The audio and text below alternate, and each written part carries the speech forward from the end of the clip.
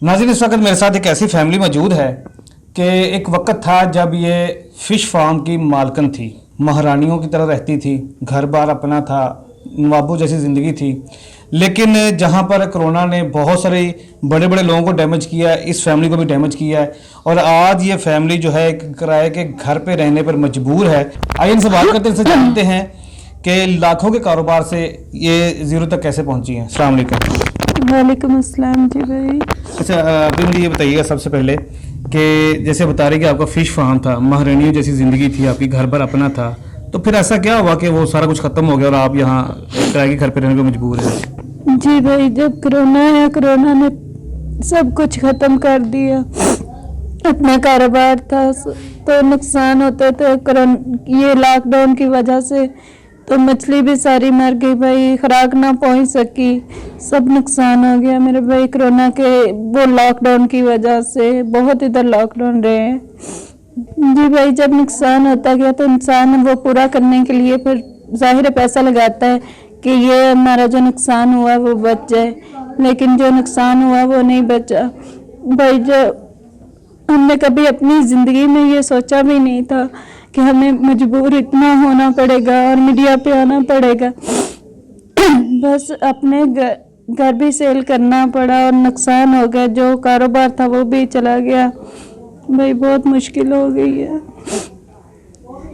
नाज़रीन, आप आइडिया करें कि जब अब रूस से जब अब ज़वाल की तरफ आते हैं तो उस वक्त क्या सिचुएशन हो सकती है कि एक बंदा एक टाइम पे जो है वो लाखों रुपए कमा रहा है, महारानी जैसी ज़िंदगी गुजार रहा है और यकदम जो है वो आपको कारोबार में लॉस हो जाए, नुकसान हो जाए और घर बार भी सेल करना पड़ जाए आपको, तो फिर भी जो है ना वो मतलब अपने हालात सही ना हो तो आप एक किराए के घर पे रहने पर मजबूर हो जाएं और एक वक्त का खाना खाने के लिए मजबूर हो जाएं, तो उस वक्त क्या सिचुएशन हो सकती है?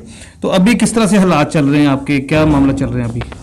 भाई घर के हालात भी नहीं बेहतर और मैंने एक माँ बाप बच्ची की शादी करनी है। ज़्यादा मैं मजबूर होकर इस वजह से आई हूँ कि मैंने अपनी बेटी की शादी करनी है, तो मेरे पास तो अभी कुछ भी नहीं है। जो मेरे शौहर मेहनत मजदूरी करके लाते हैं वो तो घर का भी नहीं निज़ाम चलता, कुछ मैं काम करती हूँ, कुछ इनके पापा करते हैं, तो भाई वो तो घर का निज़ाम बहुत मुश्किल से चल रहा है। बिल इतने ज़्यादा बढ़ गए हैं, कुछ मकान का किराया देना होता है और महंगाई इतनी ज़्यादा हो गई है कि इंसान सब्जी भी बनाने पे मुश्किल हो गई है कि घर का खाना एक टाइम का बनता है। बहुत मुश्किल है भाई, घर के हालात, बहुत मजबूर हो गई हूँ मैं।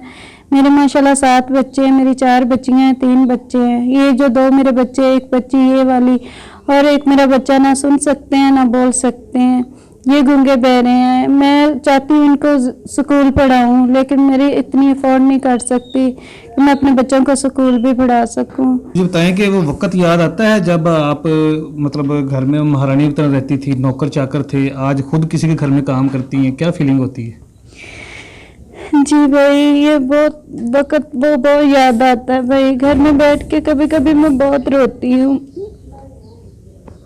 अब भाई मीडिया पे भी आना कोई आसान बात नहीं है, सब लोग वो ही देखेंगे कि ये तो अच्छे भले थे और आज मीडिया पे आके लोगों से मांग रहे हैं, कल को कोई मजाक भी बनाता है, लेकिन क्या करें, बहुत मजबूर हैं। बच्चों से मजबूर हो के भाई मीडिया पे आई हूँ, मैं घर के हालात से मजबूर हो के मीडिया पे आई हूँ भाई।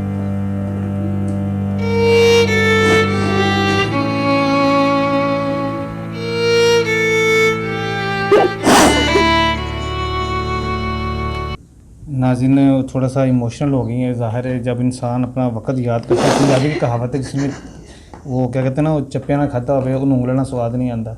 तो वक्त यही है, एक वक्त था वो महारानियों की तरह ज़िंदगी गुजार रही थी, लाखों रुपए में खेल रही थी, नौकर चाकर थे, आज वो खुद किसी घरों में काम करने में मजबूर हो गई हैं, इमोशनल हो गई हैं वक्त याद करके। वो वक्त बहुत याद आता है।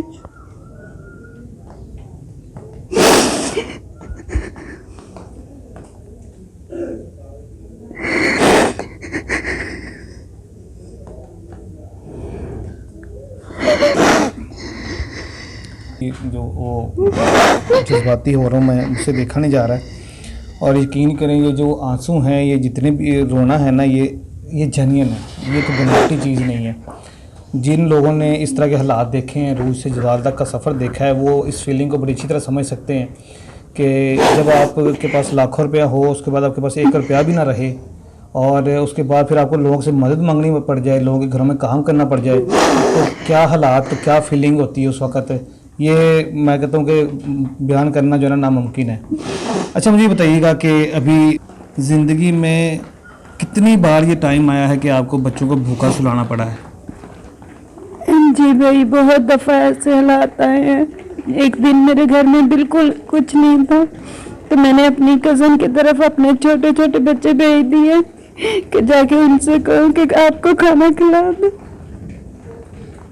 मैं बस यही कहना चाहूँगी कि मेरी मामा इन लोगों के सामने रो रही हैं, इन लोगों के सामने रो के मेरे लिए मांग रही हैं, तो प्लीज़ हमारी थोड़ी सी हेल्प करें ताकि मेरा थोड़ा सा जहेज़ बन सके और हमारी 2 वक्त की रोटी पूरी हो सके।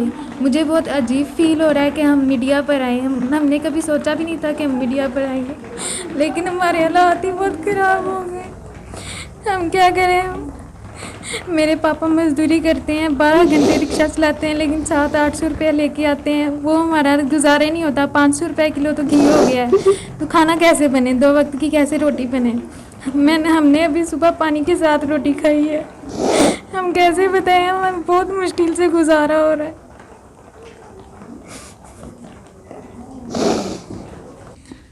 जो वक़्त होता है ना, ये कभी किसी का नहीं होता, ठीक है।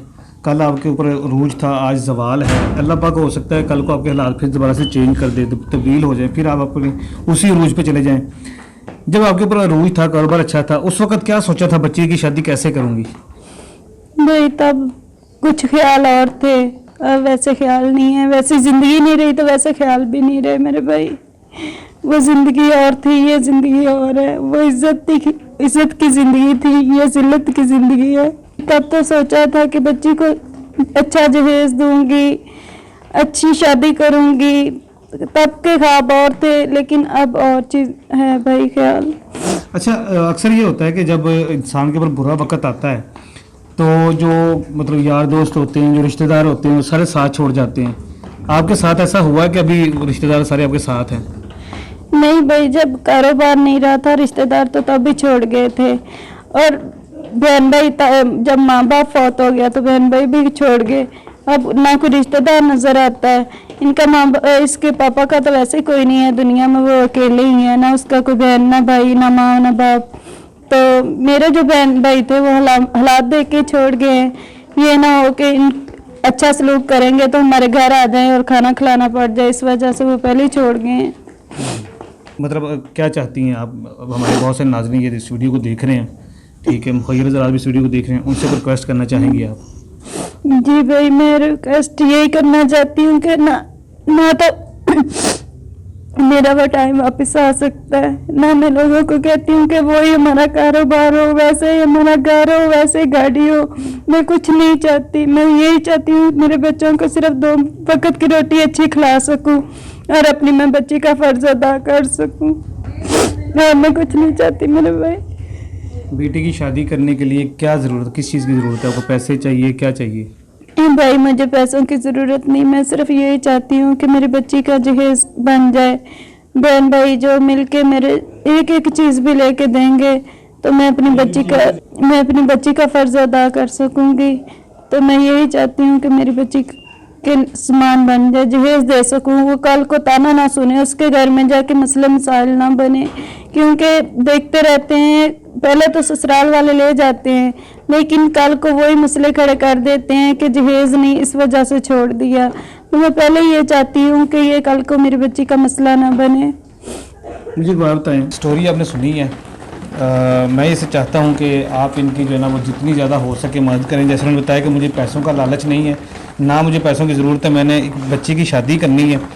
तो जो भी कोई कर सकता है, कोई पैसे देना चाहे पैसे इनको दे दे, कोई चीज़ लेके देना चाहे जहेज़ के लिए, सामान लेके देना चाहे वो इनको दे के दे सकता है। मेन मकसद जो है वो इनको ये हेल्प करने का, वो इस बच्चे की शादी है। सिचुएशन इस तरह की है कि बात नहीं कर सकता मज़ीद में इनसे, तो स्टोरी आपके सामने है। मैं चाहता हूँ कि जितनी ज़्यादा हो सके इनकी हेल्प करें। जैसे मैंने पहले बताया आपको कि इनको पैसों का लालच नहीं है, सिर्फ इन्हों का मेन मकसद जो है वो इस बच्चे की शादी करना है। तो आप सबसे रिक्वेस्ट है, नंबर इनका स्क्रीन पे आ रहा है, इसी नंबर के ऊपर इनका जैज़ कैश अकाउंट है, तो जितनी ज़्यादा हो सके आप इनकी हेल्प करें। पैसे भेज सकते हैं इनको पैसे भेज दें, कुछ जहेज़ का सामान लेके इनको दे सकता है वो दे दे, जो भी आप करना चाहें लाजमी कीजिएगा। बड़ी ही मजबूर और बड़ी ही मैं क्या कहूँ कि बेबस फैमिली है और आंसू इनके सामने हैं। मैं ये कहता हूँ कि जैसे को स्टार्टिंग में बताया था कि हमारा जो वीडियो करने का मकसद होता है वो इन लोगों की हेल्प करना है, और हमारे चैनल के ऊपर आपको जितनी भी वीडियोस नज़र आती हैं हम अपनी तरफ से पूरी तसल्ली पूरी तस्दीक करने के बाद फिर उनकी वीडियोस करते हैं कि यही वो हकदार लोग हैं, यही वो सफ़ेदपोश लोग हैं जिनको आप जैसे भाइयों की ज़रूरत है। तो जितना ज़्यादा हो सके इनकी हेल्प कीजिए।